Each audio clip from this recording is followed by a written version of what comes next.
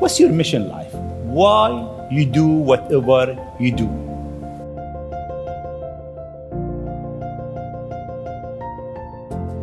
In terms of the motivations, I guess the sort of kind of a long version of the explanation, but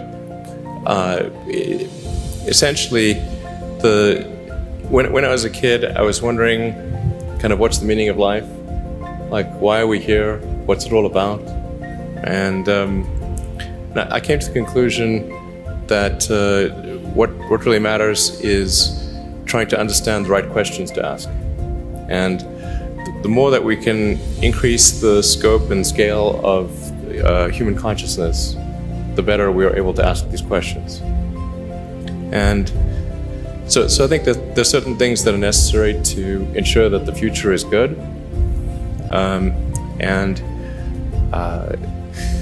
Some of those things are, in the long term, having long-term sustainable transport and sustainable energy generation.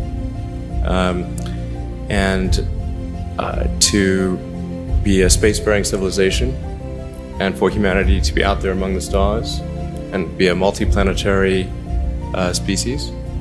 I think being a multi-planet species and being out there among the stars is important for the long-term survival of humanity, and that's one reason, kind of like life insurance for life collectively, life as we know it.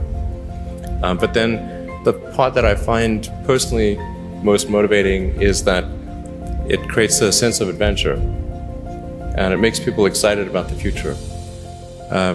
If you consider two futures, one where we are forever confined to Earth until eventually something terrible happens, or another future where we are out there on many planets, maybe even going beyond the solar system, I think that second version is incredibly exciting and inspiring, and there need to be reasons to get up in the morning. Life can't just be about solving problems. Otherwise, what's the point? There's got to be things that people find inspiring and make life worth living. So what is life for you? You look at our life, and I heard you before speaking. Is it a dream? Is it Is life real? a dream? Is it a million D? What is life for Elon Musk? I find as I get older, I find that question to be maybe more and more confusing or troubling or uncertain. I think particularly when you see the advancement of something like video games, like say 40 years ago, you had video games. The most advanced video game would be like Pong, where you had like two rectangles and a dot. You're like batting it back and forth. I played. Oh yeah, like me too, exactly. I That's played Pong.